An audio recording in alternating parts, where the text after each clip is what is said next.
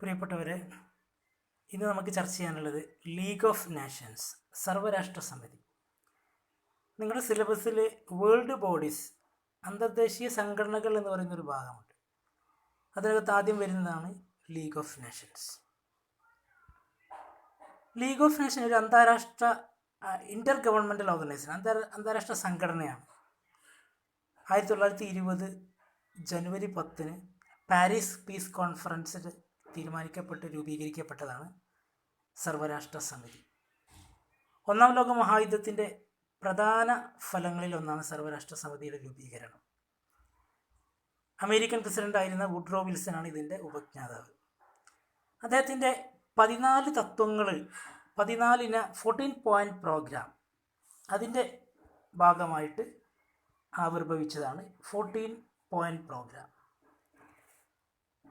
Actually, it's a peace proposal introduced by US President Woodrow Wilson, presented in January 8, 1980, and which contain a number of suggestions for maintaining peace and order in the world, like abolition of secret diplomacy, freedom of seas, removal of economic barriers between nations, reduction of national armaments, evacuation of Russians by foreign armies, restoration of independence of Belgium, and restoration of Alsace and Lorraine to France.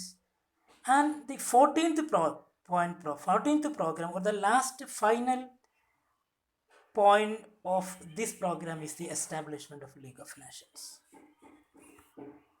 ഈ ഒരു proposal Paris സമ്മേളനത്തിൽ വെക്കുകയും ആ രാജ്യങ്ങൾ, അതിനകത്ത് പങ്കാളികളായ രാജ്യങ്ങൾ ഈ തത്വം അംഗീകരിക്കുകയും സർവ്വരാഷ്ട്ര സമിതി അഥവാ ലീഗ് ഓഫ് നേഷൻ്റെ ഭരണഘടന അഥവാ കവണൻറ്റ് തയ്യാറാക്കുകയും ചെയ്തു. അങ്ങനെയാണ് അതിൻ്റെ ഫലമായാണ് 1920 ജനുവരി 10 സർവ്വരാഷ്ട്ര സമിതി ഔദ്യോഗികമായി നിലവിൽ വരുന്നത്. ജനീവ, സ്വിറ്റ്സർലൻഡിലെ ജനീവയാണ് ഇതിൻ്റെ ആസ്ഥാനം. ഇത് വുഡ്രോ വിൽസന്റെ ബ്രെയിൻ ചൈൽഡായി അറിയപ്പെടുന്നു. സർവ്വരാഷ്ട്ര സമിതിയുടെ പ്രഥമ സമ്മേളനത്തിൽ 42 രാഷ്ട്രങ്ങൾ പങ്കെടുത്തിട്ടുണ്ട്. 42 അംഗങ്ങളോട് കൂടിയാണ് ഇത് തുടങ്ങുന്നത്. പിന്നീട് 1935 ആകുമ്പോഴത്തേക്കും അംഗസംഖ്യ 62 ഉയർന്നു. ഇനി ഇതിൻ്റെ ലക്ഷ്യങ്ങൾ: യുദ്ധങ്ങൾ ഇല്ലാണ്ടാക്കുക, അല്ലെങ്കിൽ നിരായുധീകരണത്തിലൂടെയും സംയുക്ത സുരക്ഷാ നടപടികളിലൂടെയും യുദ്ധം ഒഴിവാക്കുക. പരസ്പര ചർച്ചയിലൂടെ, സന്ധി സംഭാഷണത്തിലൂടെയും അന്തർദേശീയ പ്രശ്നങ്ങൾ പരിഹരിക്കുക, ജനങ്ങളുടെ ജീവിതവും തൊഴിലും മെച്ചപ്പെടുത്തുക, അന്തർദേശീയ സമാധാനം നിലനിർത്തുക, രാഷ്ട്രങ്ങൾ തമ്മിലുള്ള സഹകരണം പ്രോത്സാഹിപ്പിക്കുക, അതോടൊപ്പം നിരായുധീകരണം നടപ്പിലാക്കുക, അടിമത്തം ഇല്ലാതാക്കുക. അങ്ങനെ ഒത്തിരിയധികം ലക്ഷ്യങ്ങൾ സർവ്വരാഷ്ട്ര സമിതിക്ക് ഉണ്ട്. ഇനി ഇതിൻ്റെ പ്രധാനപ്പെട്ട ഘടകങ്ങളാണ് organs or structure of League of Nations. ഇതിലെ പ്രധാനപ്പെട്ട 3 ഘടകങ്ങളാണ് കോർ ഓർഗാൻസ് എന്ന് പറയുന്നത്. 3 ഘടകങ്ങളാണ്. ഒന്ന് assembly and the council and secretariat. League assembly, league council, secretariat എന്ന് അറിയപ്പെടും. ഇതിലെ ഓരോ ഘടകവും നമുക്ക് എങ്ങനെയാണ് ചർച്ച ചെയ്യാം. ഇതിന് പുറമെ മറ്റു ചില സംവിധാനങ്ങൾ, അസോസിയേറ്റ് ചെയ്തിട്ടുള്ള ഘടകങ്ങൾ കൂടി, കമ്മിറ്റികൾ കൂടി ലീഗ് ഓഫ് നേഷനുണ്ട്. ഒന്ന് ICJ, international court of justice, ILO, international Labour organisation, then health committee, mandate system, mandate committees, then refugee committee. Assembly എന്ന് പറയുന്നത് ഈ അംഗരാജ്യങ്ങളുടെ സംവിധാനമാണ്. എല്ലാ അംഗരാജ്യങ്ങളും ഉൾപ്പെടുന്ന ഒരു സംവിധാനമാണ് അസംബ്ലി എന്ന് പറയുന്നത്.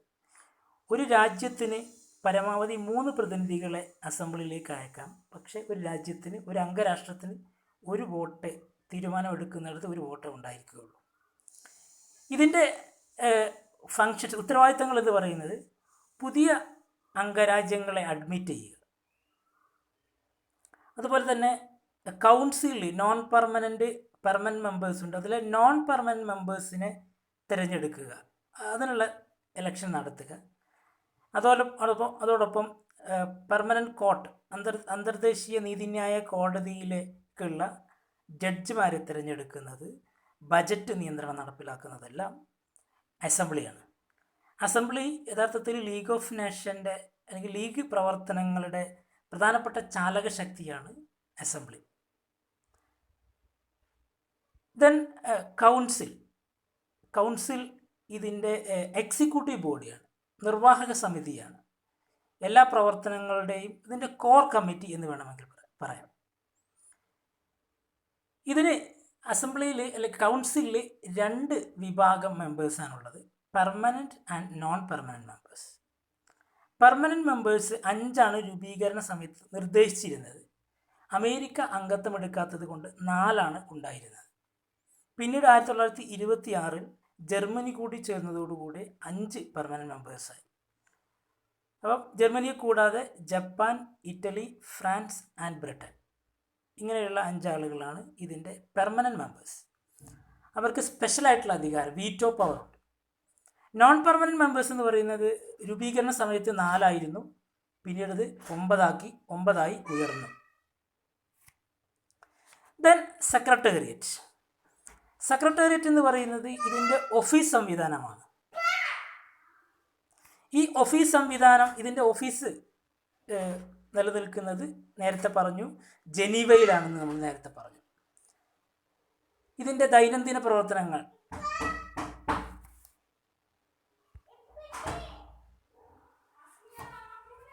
സെക്രട്ടേറിയറ്റിൻ്റെ ദൈനംദിന പ്രവർത്തനങ്ങൾ, UNO ലീഗ് ഓഫ് നേഷൻ്റെ ദൈനംദിന പ്രവർത്തനങ്ങൾ മുന്നോട്ട് കൊണ്ടുപോകാൻ it actually carried out the day to day administration of League of Nations. ഇതിലൊരുപാട് ഉദ്യോഗസ്ഥരാണുള്ളത്. അവരാണ് അസംബ്ലിക്കും അതുപോലെ കൗൺസിലിലൊക്കെ നടക്കുന്ന പ്രവർത്തനങ്ങൾ റിപ്പോർട്ട് ചെയ്യുന്നത്. അത്തരം തീരുമാനം, അവർക്ക് വേണ്ടിയുള്ള അജണ്ടകൾ സെറ്റ് ചെയ്യുന്നതെല്ലാം സെക്രട്ടേറിയറ്റാണ്.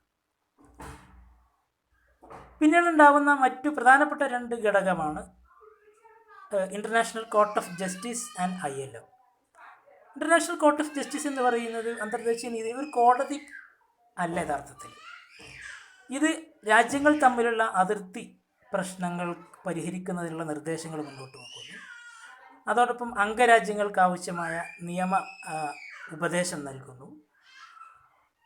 ആൻഡ് അതിർത്തി തർക്കങ്ങൾ നടക്കുന്ന സമയത്ത് അതിർത്തി തർക്കത്തിന് കാരണമായ ആളുകളെയൊക്കെ കണ്ടെത്തുക, അങ്ങനെയുള്ള കാര്യങ്ങളാണ് ഇൻ്റർനാഷണൽ കോർട്ട് ഓഫ് ജസ്റ്റിസ് ചെയ്യുന്നത്. അവർക്ക് ആരെയും ശിക്ഷിക്കാനുള്ള അധികാരമില്ല, അവരുടെ തീരുമാനങ്ങൾ അടിച്ചേൽപ്പിക്കാനുള്ള അധികാരമൊന്നുമില്ല. Then International Labour organisation.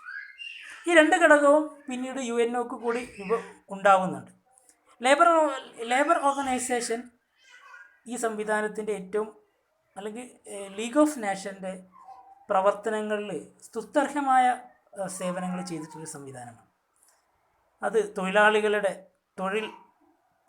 തൊഴിലാളികളുടെ ക്ഷേമം, തൊഴിൽ സമയത്തെ മെച്ചപ്പെടുത്തുക, അങ്ങനെയുള്ള പ്രവർത്തനങ്ങളാണ് ILO ചെയ്തിരിക്കുന്നത്. മറ്റു കമ്മീഷനുകൾ disarmament commission, health organisation, mandate commission. ഒരു ഇൻസ്റ്റിറ്റ്യൂഷൻ ഓഫ് മാൻഡേറ്റ്സ്, ഒരു മാൻഡേറ്ററി കമ്മിറ്റി ഇതിനകത്തുണ്ട്. പിന്നീട് രൂപീകരിക്കപ്പെടുന്ന UNOക്ക് ട്രസ്റ്റിഷിപ്പ് കൗൺസിൽ ഉണ്ടാവുന്നത്. സമാനമായ പ്രവർത്തനങ്ങൾ തന്നെയാണ് മാൻഡേറ്റ് കമ്മിറ്റി ചെയ്തിരുന്നത്. ജർമ്മനിയുടെ കൊളോണിയൽ പ്രദേശങ്ങളും ഓട്ടോമൻ സാമ്രാജ്യത്തിന് കീഴിലുണ്ടായിരുന്ന ചില പ്രവിശ്യകളും ഭരിക്കുന്നതിന് വേണ്ടിയാണ് മാൻഡേറ്ററി സംവിധാനം ഏർപ്പെടുത്തിയത്. ഭൂരിഭാഗം മാൻഡേറ്റുകളുടെയും ഭരണച്ചുമതല നിർവഹിച്ചിരുന്നത് ബ്രിട്ടനും ഫ്രാൻസും ആയിരുന്നു. മാൻഡേറ്റുകളുടെ ജനങ്ങളുടെ ക്ഷേമം ഉറപ്പുവരുത്തുക, അവരെ സ്വയം ഭരണത്തിന് തയ്യാറാക്കുക എന്നുള്ളതൊക്കെയായിരുന്നു ഇവരുടെ ചുമതല. പിന്നീട് ഐക്യരാഷ്ട്രസഭ സ്ഥാപിതമായപ്പോൾ മാൻഡേറ്ററി വ്യവസ്ഥ മാറ്റി ട്രസ്റ്റിഷിപ്പ് കൗൺസിൽ എന്ന രൂപത്തിലേക്ക് മാറി വന്നു. ഇനി അതിൻ്റെ നേട്ടങ്ങളാണ് നമ്മൾ ചർച്ച ചെയ്തത്. രാഷ്ട്രങ്ങൾ തമ്മിലുള്ള തർക്കങ്ങൾ തീർക്കുവാൻ ഇത് പരമാവധി പ്രവർത്തിച്ചിട്ടുണ്ട്. ഐലൻഡ് ദ്വീപുകൾ സംബന്ധിച്ചുള്ള പ്രശ്നങ്ങൾ ഫിൻലൻഡും സ്വീഡനും തമ്മിലുണ്ടായപ്പം ഫിൻലൻഡിന് അനുകൂലമായ വിധത്തിലാണ് ഈ സമിതി പ്രശ്നപരിഹാരം കണ്ടത്. അതുപോലെ പോളണ്ടും ജർമ്മനിയിലും ഉണ്ടായ അതിർത്തി തർക്കം പരിഹരിച്ചിട്ടുണ്ട്. 1925 ബൾഗേറിയയും ഗ്രീസും തമ്മിലുള്ള ഒരു യുദ്ധം ഇത് ഒഴിവാക്കി. ദെൻ യുഗോസ്ലാവിയയും അൽബേനിയയും തമ്മിലുണ്ടായ യുദ്ധവും കൊളംബിയയും പെറുവും തമ്മിലുണ്ടായ സംഘർഷവും സർവ്വരാഷ്ട്ര സമിതി ഇടപെട്ട് പരിഹരിച്ചിട്ടുണ്ട്. ദെൻ സർവ്വരാഷ്ട്ര സമിതിയുടെ ഏറ്റവും മികച്ച സംഭാവന സാമൂഹ്യ മേഖലകളിലാണ്. സമിതിയുടെ കീഴിലുള്ള അന്താരാഷ്ട്ര തൊഴിൽ സംഘടന വൻ നേട്ടങ്ങൾ കൈവരിച്ചിട്ടുണ്ട്. തൊഴിലാളികളുടെ വേതനവും തൊഴിൽ സമയവും നിജപ്പെടുത്തുന്നതിൽ ഈ സംഘടന പ്രവർത്തിച്ചിട്ടുണ്ട്.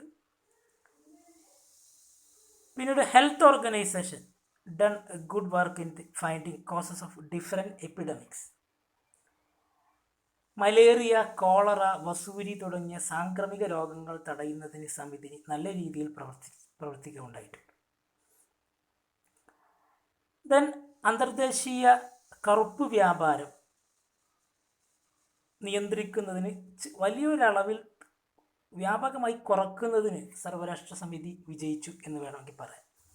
അതോടൊപ്പം അടിമക്കച്ചവടം, സ്ത്രീകളുടെയും കുട്ടികളുടെയും വ്യാപാരം ചെയ്യൽ, ഇതെല്ലാം തടയുന്നതിന് സർവ്വരാഷ്ട്ര സമിതി പരമാവധി ശ്രമിച്ചിട്ടുണ്ട്. ഒരു പരിധിവരെ വിജയിക്കുകയും ചെയ്തിട്ടുണ്ട്. ഇനി അതിൻ്റെ പരാജയമാണ് ഇനി നമുക്ക് ചർച്ച ചെയ്യേണ്ടത്. ഇവിടെ നമുക്ക് കൃത്യമായി കാണാം, ജപ്പാൻ 1931 ജപ്പാൻ മഞ്ചൂരിയ ആക്രമിച്ചപ്പോഴും 1936 ഇറ്റലി 35-36 ഇറ്റലി എത്യോപ്യ ആക്രമിച്ചപ്പോഴും ഹിറ്റ്ലർ ഓസ്ട്രിയ, ചെക്കോസ്ലോവാക്യ പിടിച്ചടക്കിയപ്പോഴും കാര്യമായ നടപടികളൊന്നും എടുക്കാതെ അല്ലെങ്കിൽ കാര്യമായ നടപടികൾ എടുക്കുന്നതിൽ ലീഗ് പരാജയപ്പെട്ടു എന്ന് തന്നെ പറയാം.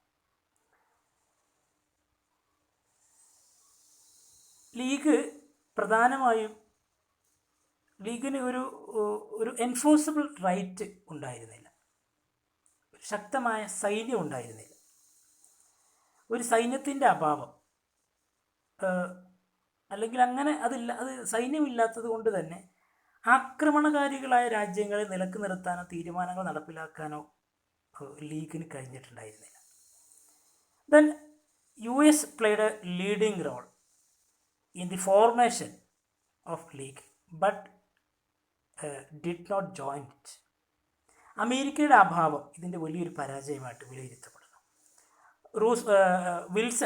വുഡ്രോ വിൽസണിൻ്റെ ആശയങ്ങളാണ് ലീഗിൻ്റെ ഉത്ഭവത്തിന് വഴിയൊരുക്കിയതെങ്കിലും അതിൽ അംഗമാവാൻ അമേരിക്ക തയ്യാറായില്ല, അല്ലെങ്കിൽ അമേരിക്കൻ കോൺഗ്രസ്സിന് അതിന് അനുമതി കൊടുത്തിട്ടില്ല.